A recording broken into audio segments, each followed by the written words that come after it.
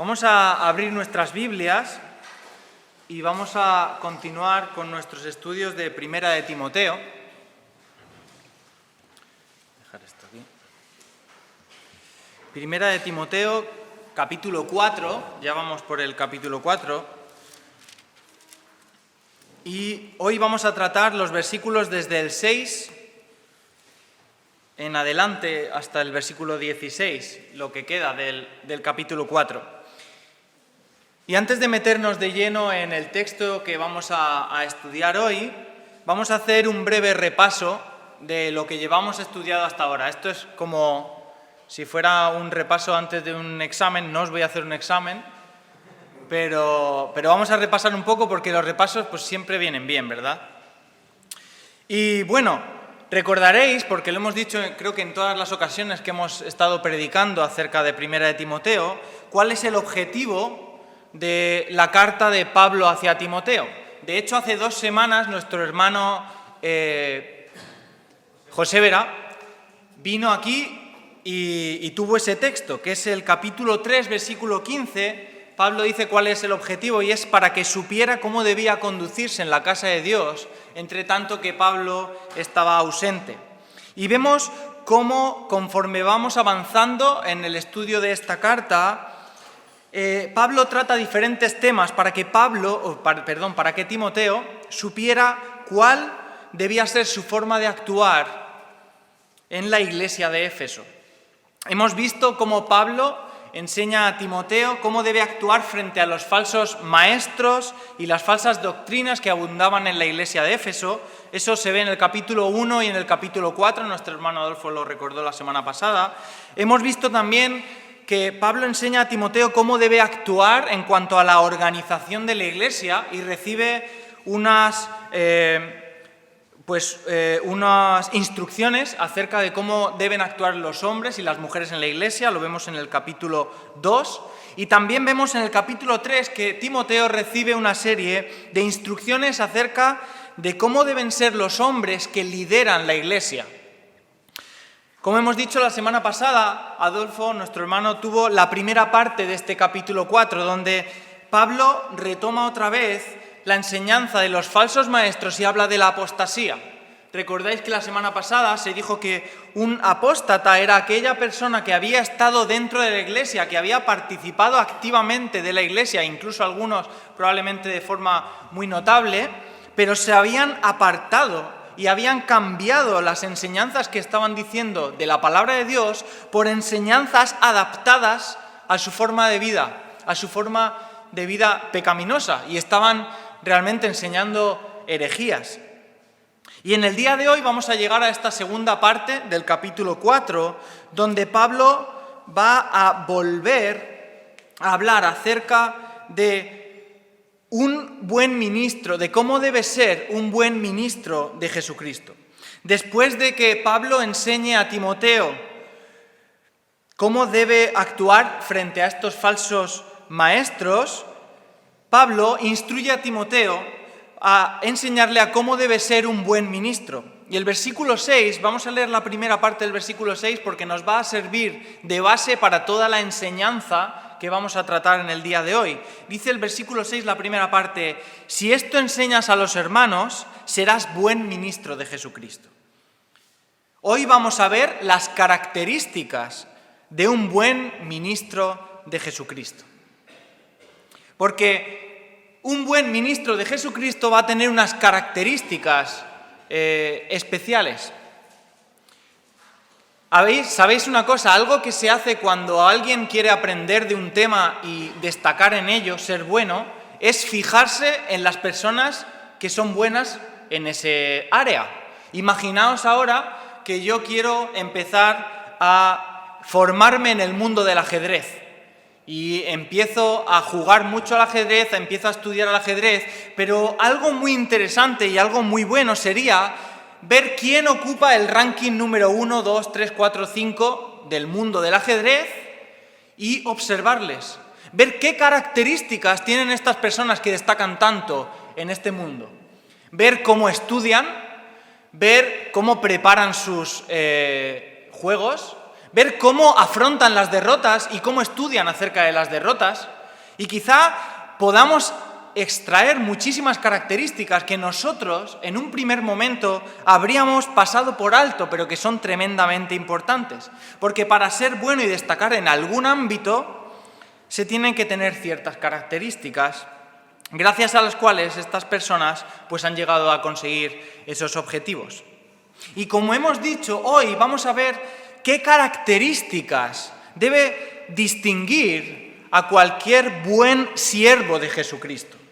Y antes de que pienses que esta predicación no es para ti, antes de que pienses que esta predicación única y exclusivamente está dirigida a las personas que están liderando una iglesia o a las personas que están en puestos de enseñanza y liderazgo, debes saber que aunque estas características son muy importantes y deben tenerlas los líderes de nuestras iglesias, no son exclusivas para ellos. Estas características son mucho más generales y las debería tener cualquier persona que sirve al Señor, sea cual sea su ministerio. Por tanto, sea cual sea tu servicio para el Señor, si quieres ser un buen ministro, si quieres ser un buen servidor de Jesucristo, en el trabajo que Él te haya encomendado, debes tener en cuenta estas características y deben estar muy presentes en tu vida. Y la idea detrás de la definición de Pablo cuando dice buen ministro, la podemos entender mucho mejor si analizamos un poco las palabras que él utilizó. En esta ocasión, él cuando dice buen, utiliza una palabra que es kalos, que quiere decir excelente, que quiere decir notable. Y cuando utiliza la palabra ministro, es una palabra que conocemos, que es diáconos.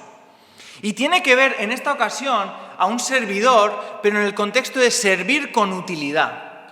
Es decir, que cualquier persona que quiera servir al Señor debe buscar la excelencia y ser útil en su servicio y en su trabajo. Así que Pablo enseña a Timoteo, en este capítulo 4, que no solamente debe denunciar y refutar esas falsas doctrinas de los apóstatas, sino que también él debe ser un ejemplo de vida, que edifique a la iglesia y la santifique.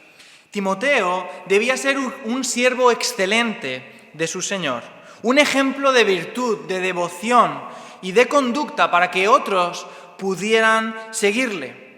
Es un contraste. En lugar de seguir esos falsos maestros, eso que ellos hacen, Timoteo debía refutar esas enseñanzas y ser un ejemplo para la iglesia de cómo era realmente, cómo debían conducirse. Así que acompañadme a este texto donde vamos a ver estas características. Capítulo 4, versículos 6 al 16. Dice: si esto enseñas a los hermanos, serás buen ministro de Jesucristo, nutrido con las palabras de la fe y de la buena doctrina que has seguido.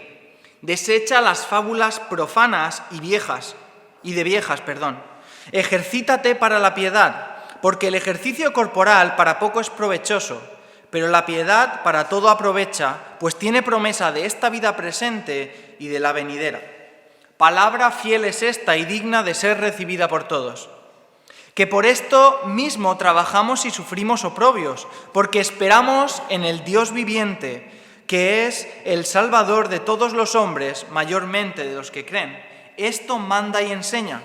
Ninguno tenga en poco tu juventud, sino sé ejemplo de los creyentes en palabra, conducta, amor, espíritu, fe y pureza.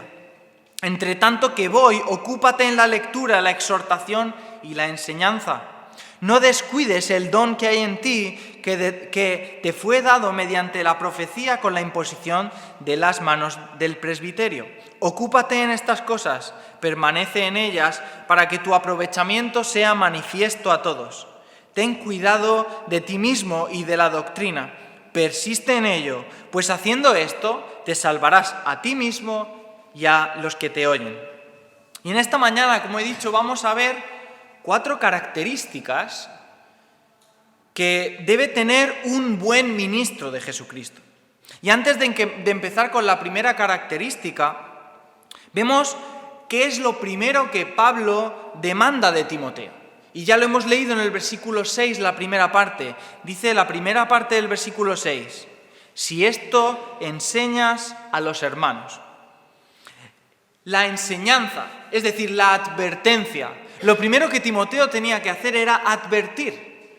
Y es que la advertencia es un elemento crucial.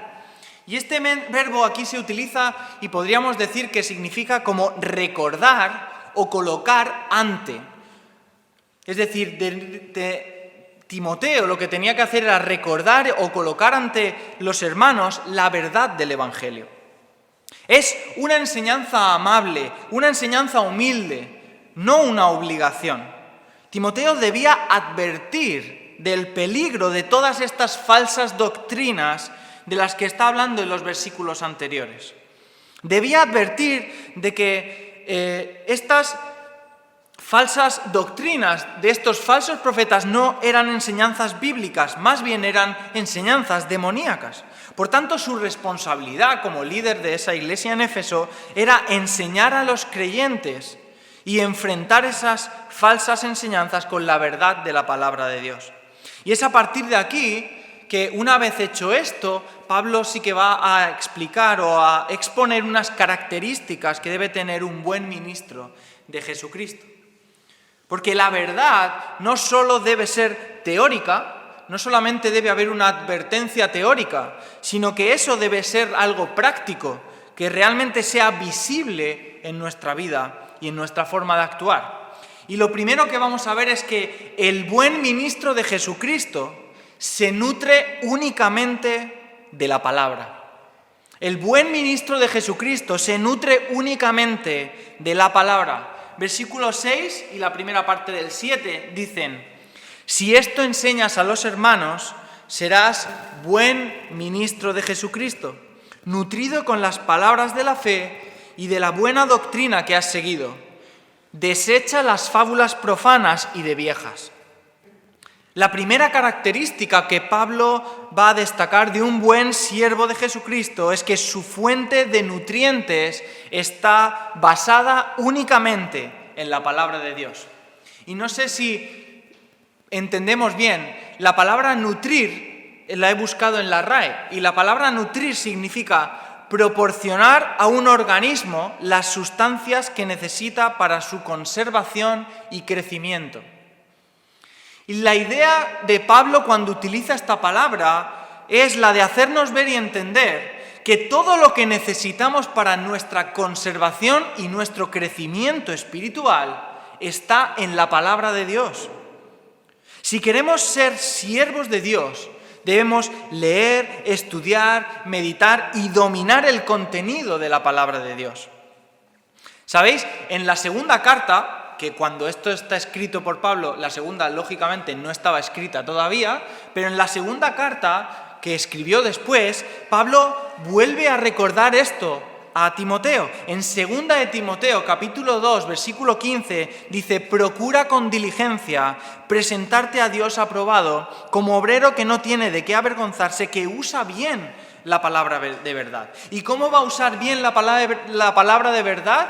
Solamente la puede usar bien si conoce la palabra, si se nutre de la palabra, si constantemente está meditando en ella y la domina. Y Pablo, cuando habla acerca de que este buen siervo del Señor se nutre de la palabra, habla de dos aspectos. Hemos leído que dice que es nutrido con las palabras de la fe y de la buena doctrina que has seguido.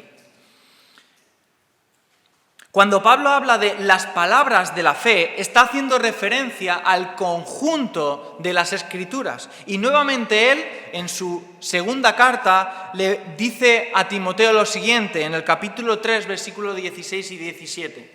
Toda Escritura es inspirada por Dios y útil para enseñar, para redarguir, para corregir, para instruir en justicia, a fin de que el hombre de Dios sea perfecto, enteramente preparado para toda buena obra. Por tanto, si la palabra de Dios tiene esas características, es vital para nosotros que la conozcamos y que nos nutramos constantemente de ella. Porque ¿qué pasa en nuestro cuerpo si no nos nutrimos bien? Perdemos fuerza, perdemos capacidades e incluso si no nos llegamos a nutrir, pues podemos llegar a morir. Y la otra frase que utiliza Pablo es que hace referencia a la buena doctrina. Y aquí Pablo se refiere no solo a estudiar el conjunto de la palabra de Dios, sino a tener una interpretación correcta de la palabra de Dios. No desde una perspectiva humana que busca justificar sus acciones, como estábamos viendo en esos falsos maestros. Esos falsos maestros quizá utilizaban textos sacados de su contexto para justificar sus acciones pecaminosas. Sin embargo, aquí Pablo lo que quiere es que Timoteo utilice bien la palabra de verdad, con una interpretación correcta, con un estudio que se podría decir exegético, extrayendo la verdad de la palabra de Dios y no metiendo en la palabra mis propias intenciones. Buscando la verdad de las enseñanzas de la Biblia. Pablo anima a Timoteo, al fin y al cabo, a que continúe por el camino que él ya está, porque él sabe que había sido instruido en la buena doctrina desde su infancia. En su segunda carta, nuevamente, él también dice en el 3:15, dice que desde la niñez has sabido las Sagradas Escrituras, las cuales te pueden hacer sabio para la salvación por la fe que es en Cristo Jesús. Y esto contrasta grandemente con esta primera parte del versículo 7. ¿Qué dice el versículo 7? Dice, desecha las fábulas profanas y de viejas. Un buen ministro de Dios se nutre de la palabra, pero no solo eso, sino que desecha cualquier tipo de suplemento que no esté basado en las Escrituras. No necesita esos suplementos. Cuando aquí dice fábulas profanas, se refiere a esas enseñanzas contrarias radicalmente de la palabra de Dios, de esos falsos maestros del principio del capítulo. Dios quiere que la mente de los hijos de Dios, de los siervos de Dios, esté llena de su palabra. No hay lugar para mitos necios y ridículos que en realidad son herejías. Esas son las falsas enseñanzas de las que advierten la primera parte del capítulo. Y no sé si a vosotros os pasa, pero yo estudiando esto me llamaba la atención porque a pesar de que es un texto escrito hace prácticamente 2000 años, actualmente, continuamente, vemos que existen todo tipo de creencias que están basadas en mitos, herejías e incluso algunas que no son en absoluto razonables. Podríamos decir muchas. ¿Cuánta cantidad de religiones nuevas van surgiendo? Hay una que me llama mucho la atención, que son los reptilianos. Son personas que creen que existen reptiles capaces de convertirse en humanos y entonces sabotear la humanidad. Hay gente que cree esto.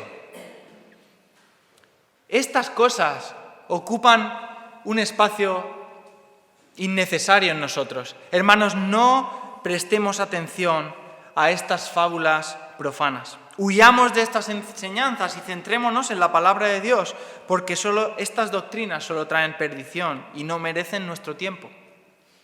Lo segundo es, hay una segunda característica que vamos a destacar, que es que debe tener un buen ministro de Jesucristo. Y es que el buen ministro de Jesucristo centra sus esfuerzos en el Señor.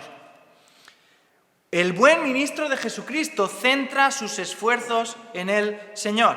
Segunda parte del versículo 7 hasta el 11, dice así: ejercítate para la piedad, porque el ejercicio corporal para poco es provechoso, pero la piedad para todo aprovecha, pues tiene promesa de esta vida presente y de la venidera. Palabra fiel es esta y digna de ser recibida por todos, que por esto mismo trabajamos y sufrimos oprobios, porque esperamos en el Dios viviente, que es el Salvador de todos los hombres, mayormente de los que creen. Esto manda y enseña. Esta es la segunda característica que podríamos destacar de un buen ministro de Dios, y es que centra sus esfuerzos en el Señor. Aquí Pablo utiliza un aspecto cultural para enseñar una verdad espiritual.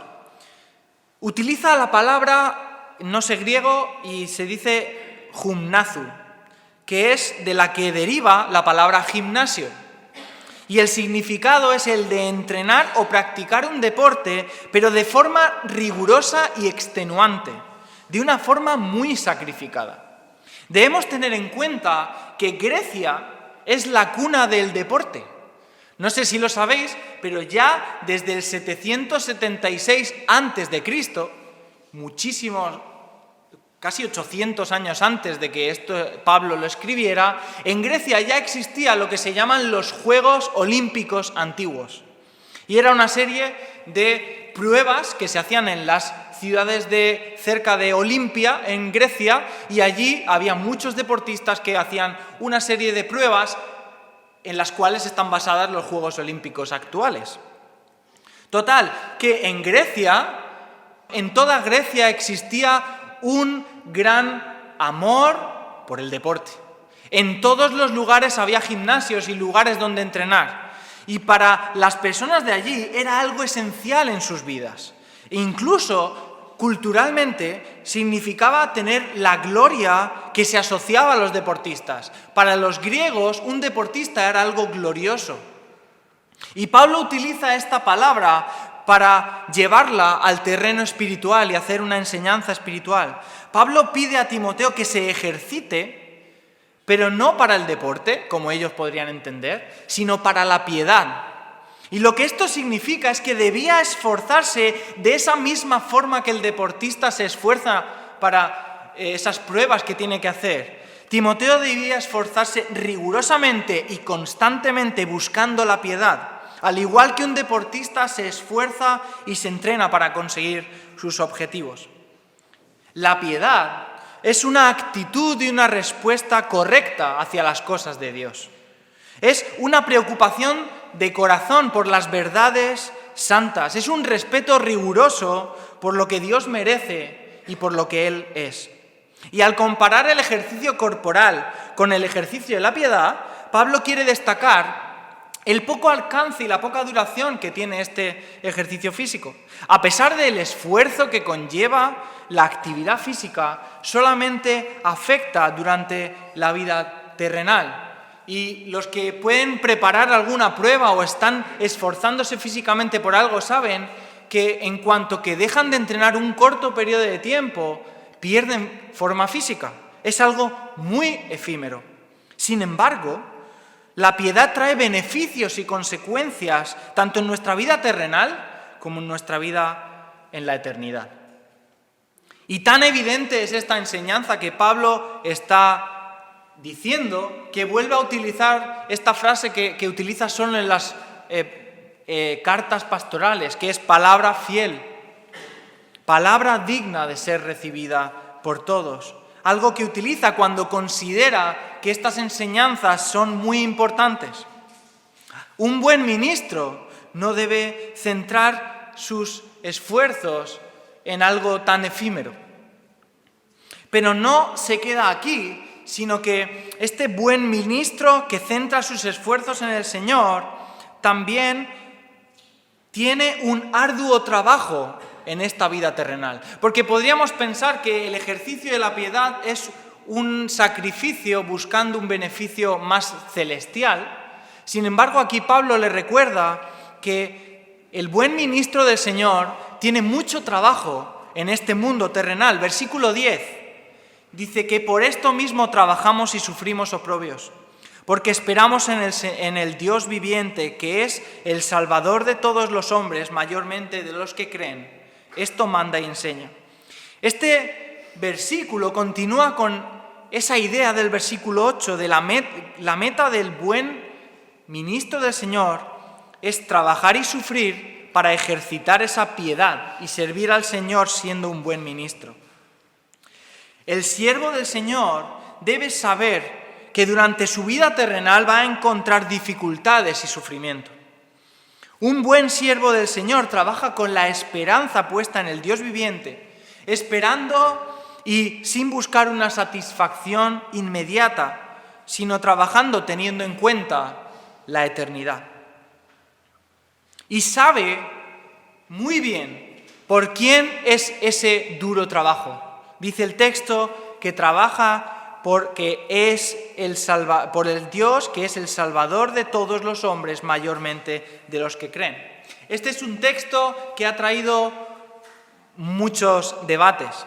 La interpretación de este texto, por la forma que está aquí escrita, ha traído muchos debates, porque son muchos los que utilizan este versículo para enseñar acerca del universalismo. Es decir, enseñan que todos los hombres van a ser salvos. Ellos entienden a través de este versículo eso. Sin embargo, tenemos que tener en cuenta una cosa, y es que la palabra de Dios es perfecta y no se contradice. Y la palabra de Dios constantemente enseña que hay un infierno para aquellos que no creen. Entonces, esa idea estaría contradiciendo otros muchos textos de la palabra de Dios. Sabemos que esto no puede ser así. La Biblia enseña que Dios vino al mundo para salvar a todos aquellos que creen en su nombre. Sin embargo, no todos van a recibir el regalo que Él ofrece. En Juan capítulo 1, versículo 9 al 12, dice: aquella luz verdadera, hablando de Jesucristo, el Hijo de Dios, dice: aquella luz verdadera que alumbra a todo hombre venía a este mundo. En el mundo estaba, y el mundo por Él fue hecho, pero el mundo no le conoció. A los suyos vino y los suyos no le recibieron. Mas a todos los que le recibieron, a los que creen en su nombre, les dio potestad de ser hechos hijos de Dios. Dios envió a su Hijo Jesucristo a este mundo para salvarnos. Se hizo un hombre, estuvo entre nosotros y entregó su vida en una cruz para pagar el precio del pecado. El pecado es una deuda que tenemos cada uno de nosotros, una deuda que nos separa de Dios y cuyo precio es tan alto que es la muerte. Así que Cristo, sabiendo que no teníamos una manera de llegar hacia Él, aunque era justo, vino a este mundo y se entregó por nosotros. Como dice Primera de Pedro 3:18, el justo murió por los injustos para acercarnos a Dios. Por tanto, Dios es salvador de todos los hombres, de todos los seres humanos. Su sacrificio no hace acepción de personas. Sin embargo, no todo el mundo acepta esa salvación. No todo el mundo entrega su vida a Cristo Jesús. Dios no mira raza, no mira poder social, cultural, no mira antecedentes de aquellos que se acercan a Él. Simplemente ofrece su regalo de salvación a todo aquel que lo quiera aceptar. Dice Efesios: por gracia sois salvos por medio de la fe. Y esto no es de vosotros, pues es un don de Dios, un regalo. No por obras, no por nada que nosotros podamos hacer. Este es el mensaje que Timoteo debía enseñar. Esta era la actitud que también debía demandar de aquellos que querían ser ministros de Jesucristo. Porque ¿cómo podría una persona enseñar estas verdades si no las ha experimentado en su vida? ¿O cómo las puede enseñar si no las conoce? Nadie puede enseñar algo que no conoce. Quizá pueden intentarlo de forma teórica, pero jamás llegarán a tener la profundidad de alguien que lo transmite cuando ha vivido esa realidad en su vida. Spurgeon, en uno de sus libros de cartas del diablo a su sobrino, eso es de C.S. Lewis.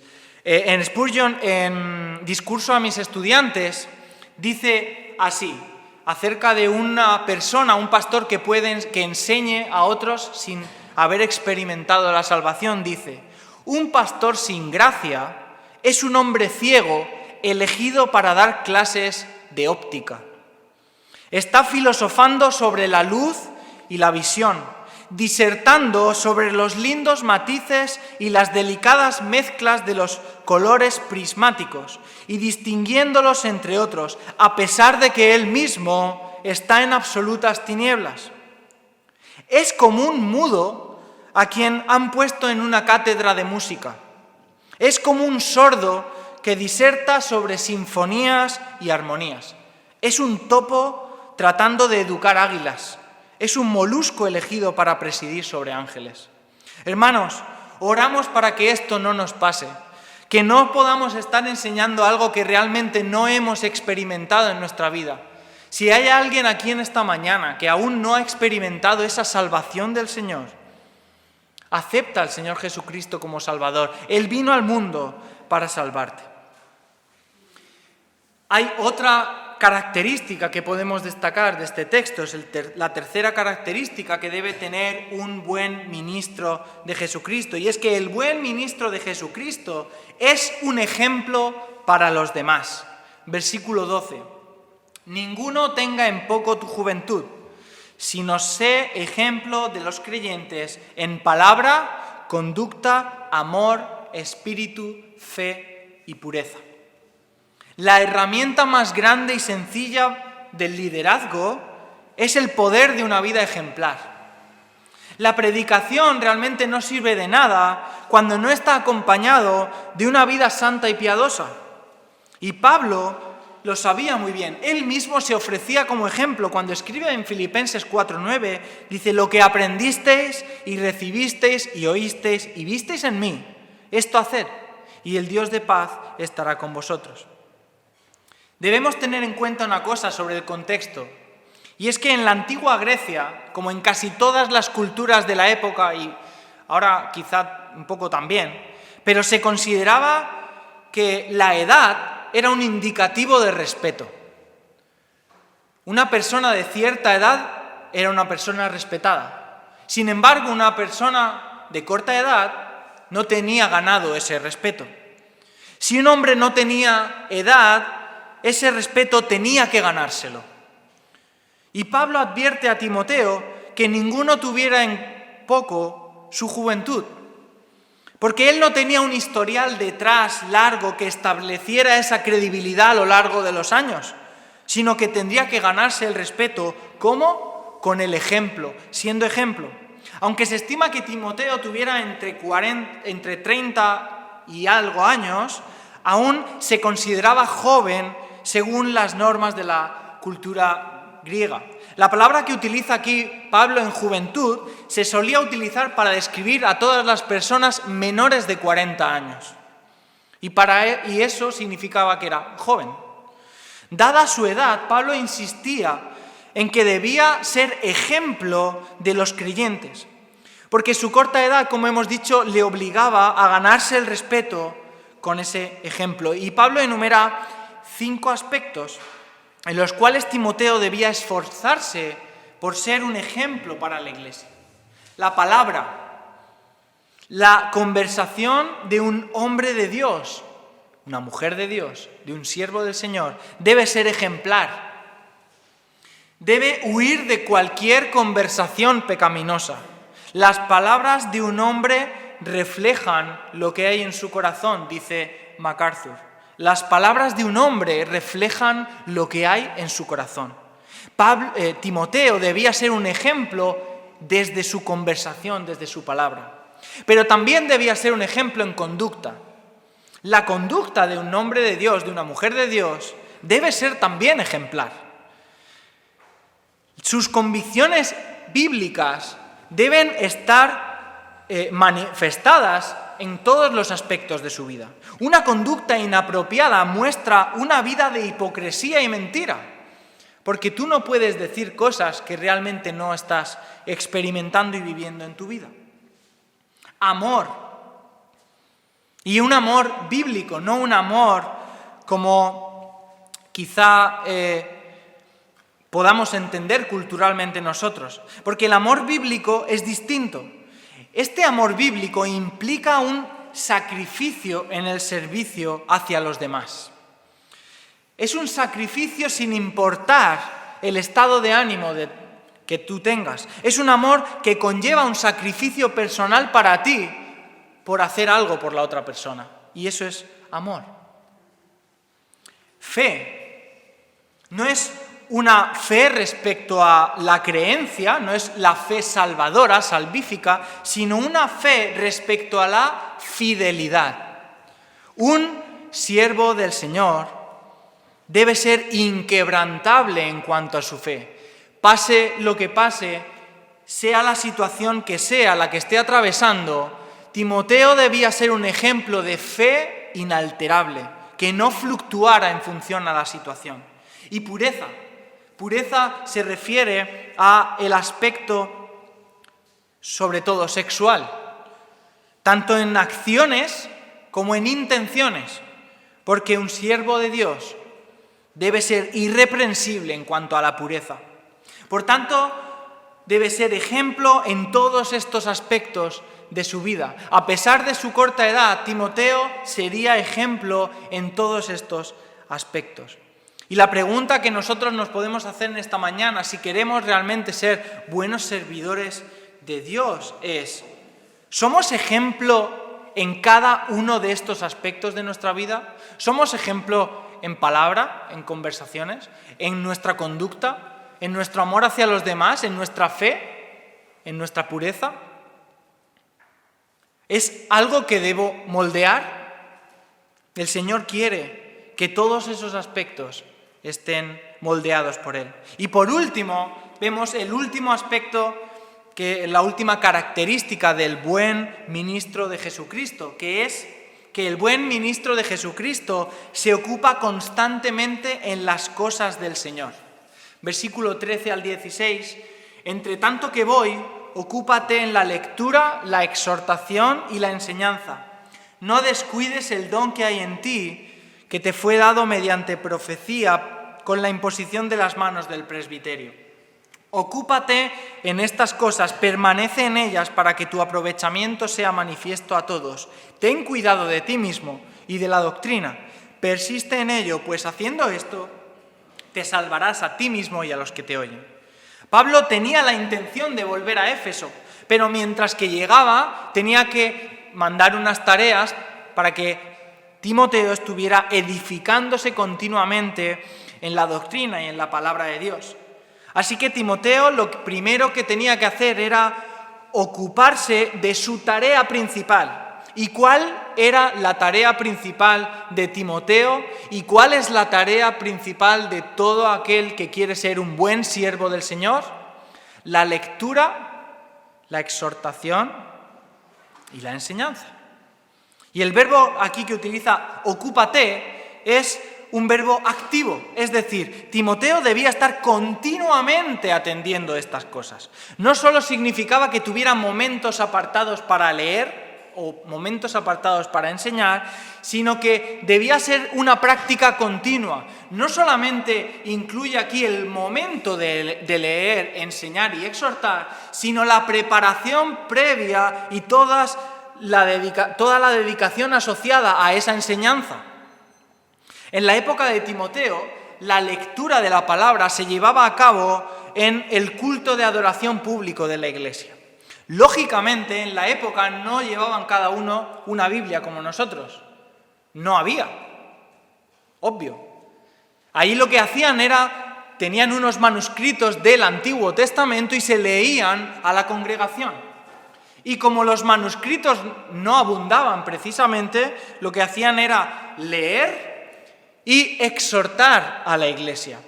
Estos textos del Nuevo Testamento, estas doctrinas de los apóstoles, fueron yendo paulatinamente, metiéndose dentro de la iglesia primitiva, conforme las cartas de Pablo y de los apóstoles fueron circulando por las iglesias.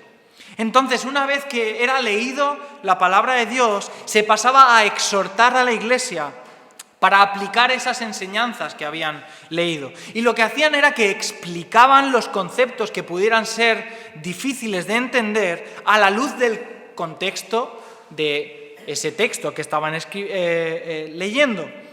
Y hacían un llamamiento a la obediencia, hacían un llamamiento a la conciencia de las personas. Y no solamente dice que se ocupe la lectura y la exhortación, sino también de la enseñanza. Y se puede referir a la explicación sistemática de las Escrituras, ya sea en un ámbito individual o en grupos pequeños. Y este es uno de los aspectos, quizá también más importantes, que tenía que hacer Timoteo, porque la palabra de Dios es la única fuente de santificación y de vida, por lo que enseñarla era una prioridad. Lectura, exhortación y enseñanza. Estas eran las cosas en las que Timoteo debía ocupar gran parte de su tiempo y de su esfuerzo. Pero no solamente eso, sino que dice el versículo 15, ocúpate de estas cosas y permanece en ellas para que tu aprovechamiento sea manifiesto. Timoteo debía estar totalmente inmerso en la dedicación al Señor, como más tarde le recordó Pablo en su segunda carta. Dice, predica la palabra, insiste a tiempo y fuera de tiempo, redarguye, reprende, exhorta con toda paciencia y doctrina. En definitiva, un buen siervo del Señor ocupa su tiempo en las cosas del Señor. Y por último, lo que hace Pablo es darle una advertencia. Y lo que hace es, dedícate a esto, pero cuidado con no descuidar esto otro. Versículo 14 y versículo 16. Dice, no descuides el don que hay en ti, que te fue dado mediante profecía con la imposición de las manos del presbiterio. Ten cuidado de ti mismo y de la doctrina. Persiste en ello, pues haciendo estas cosas te salvarás a ti mismo y a los que te oyen. Cuando Pablo dice no descuides, nos da a entender que Timoteo no estaba exento de la tentación. De hecho, Timoteo estaba rodeado de tentación. Timoteo estaba constantemente luchando con estas falsas doctrinas y tenía, lógicamente, la tentación de descuidarse, de abandonar ese camino. Pero Pablo dice, recuerda tres cosas. Primero, el don que hay en ti. Ese don espiritual que Dios da a todos los creyentes cuando somos salvos. Dios nos da dones espirituales para que utilicemos en su iglesia. También habla de una profecía que no conocemos realmente en qué se basa, porque no está dicho en las Escrituras, pero en el capítulo 1:18 ya Pablo habla acerca de que había una profecía en cuanto a Timoteo. Quizá Dios habló a ciertos hombres diciendo que Timoteo sería uno de los líderes de la iglesia. Y por tercer punto es la imposición de las manos, es decir, recuerda que ha sido reconocido por la iglesia. La iglesia había visto que Timoteo tenía esas cualidades que Pablo quería de los líderes. Timoteo realmente tenía ese ejemplo válido y esa vida santa válida para ser un líder en la iglesia, y por eso realmente lo fue. Así que, hermanos, vamos a concluir en este día. Y en esta mañana hemos visto 4 características que debemos tener si queremos ser buenos ministros de Jesucristo, buenos siervos de Dios. Y recordamos que un buen siervo de Dios se nutre únicamente en la palabra de Dios. En la palabra de Dios es donde está su fuente de alimento y en ella encontramos todo lo que necesitamos y no nos va a faltar de nada. Un siervo de Dios también centra sus esfuerzos en el Señor, busca tener una vida de piedad y trabaja para el Señor con todas sus fuerzas. También un buen siervo de Dios es un ejemplo para los demás en todos los aspectos de su vida: palabra, conducta, amor, espíritu, fe y pureza. Y por último, un buen siervo de Dios se ocupa constantemente en las cosas del Señor, administrando bien su tiempo y sus fuerzas sin descuidar los dones que Dios le ha dado. Hermanos, que este sea nuestro deseo y que podamos algún día estar ante el Señor y que Él pudiera decir, como en Mateo 25:21, bien, buen siervo y fiel, sobre poco has sido fiel, sobre mucho te pondré, entra en el gozo de tu Señor. Que el Señor bendiga su palabra.